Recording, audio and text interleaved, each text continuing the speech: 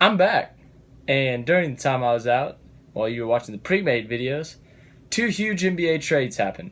Carmelo Anthony and Kawhi Leonard. So just going to start off, Carmelo Anthony in a three-team deal. Carmelo Anthony, Justin Anderson, and a 2022 first-round pick were sent to the Atlanta Hawks. Dennis Schroeder and Timothy Cabarrett to the Thunder, and Mike Muscala to the 76ers. So three-team deal. Thunder get rid of Carmelo, dump that salary, and they pick up Dennis Schroeder as a backup point guard. What does this mean?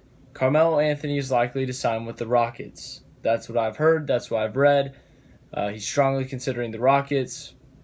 I'm surprised Laker fans aren't conspiracizing how Carmelo's going to go to LA like they said with Kawhi and Paul George, but whatever.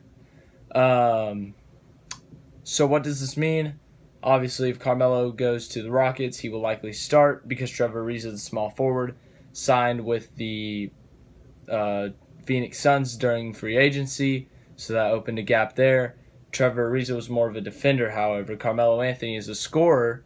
Carmelo Anthony had his worst career season, which is why the Thunder are dumping him, but still, he's a former All-Star. He's getting old. He's like 34, I think. But, if the Rockets were to pick him up, the starting five would likely be Chris Paul, James Harden. I think P.J. Tucker would be the small forward. You put Carmelo at the power forward and Clint Capella at the center. So that's still a pretty good starting five. You got that. For the Thunder, what does this mean? They have a really good backup point guard.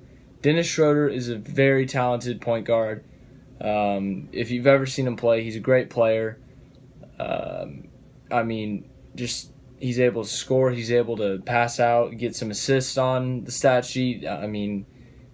This will definitely get Russell Westbrook some good rest time.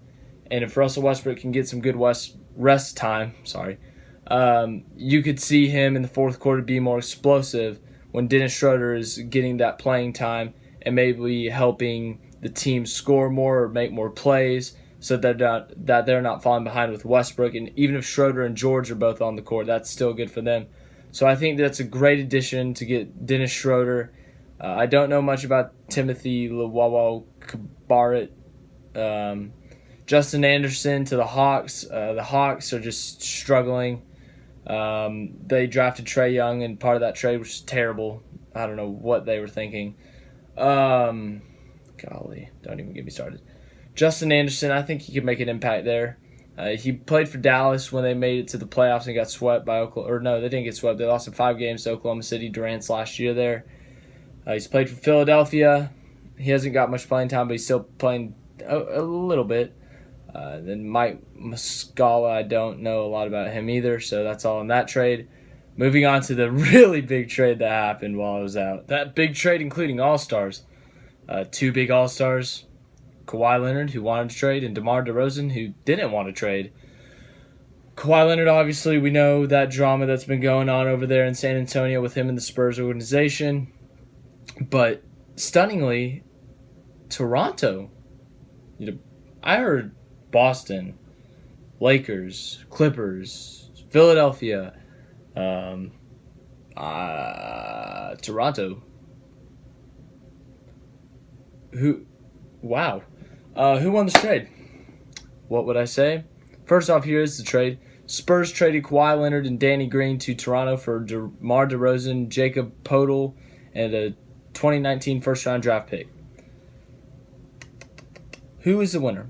I think both teams win. Why? Well, Kawhi Leonard to the Raptors does for them. First off, DeMar DeRozan was huge for them in their offense, but their defense, LeBron destroyed him. LeBron's down in the West. They thought they had a chance. You can't say the Raptors were the favorite. You still had Boston, who had Gordon Hayward and Kyrie Irving, who got hurt. You had Philadelphia, who's rising as a young team, rising to do better than they did each year. Now you got Kawhi Leonard on the Raptors. What I think that does is that gives them a great defender in Kawhi Leonard, a great scorer in Kawhi Leonard, and they still have two All-Stars. So obviously, losing DeMar DeRozan, what that does, they needed to score. Kawhi Leonard can score, but Kawhi Leonard also adds a defensive aspect from it, as in he is one of the best defenders in the league. He has 2 Defensive Player of the Years.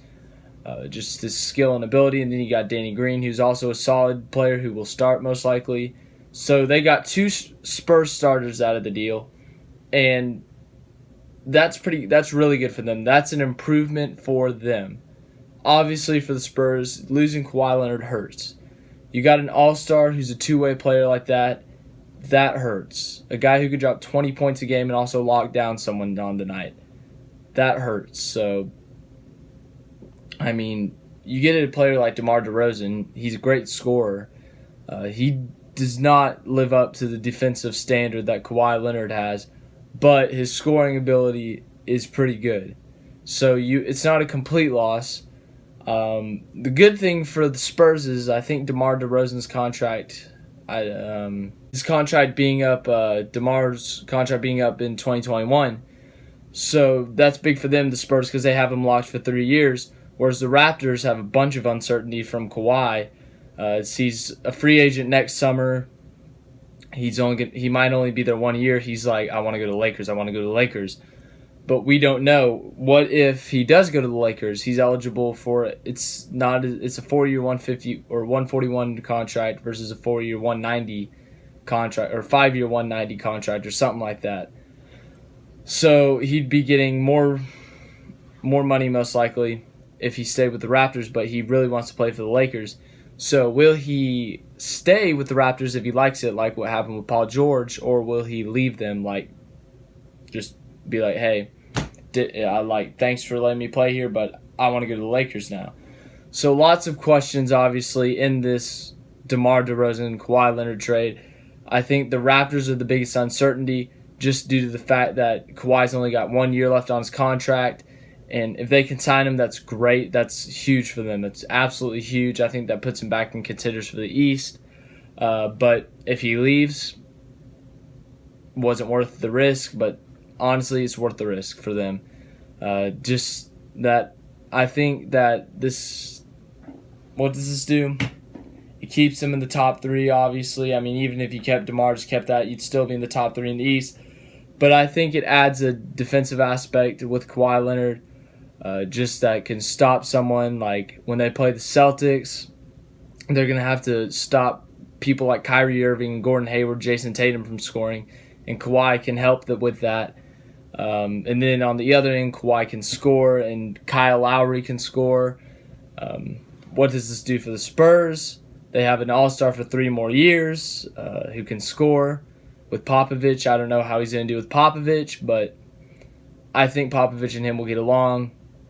But it'll be really interesting to watch. Just got to wait around for the NBA season to happen and just see how that works out. But surprising trade. I didn't see him go into the Raptors. I did not see that coming. The Carmelo trade, I'm so happy the Thunder got rid of him. Anywhere, as I said, anywhere would have been fine. And getting Dennis Schroeder out of the trade is definitely a great deal to get a backup point guard. So, yeah. Thank you for watching. Like, subscribe, share, all that stuff. It's nice to be back, and I'll make a video tomorrow.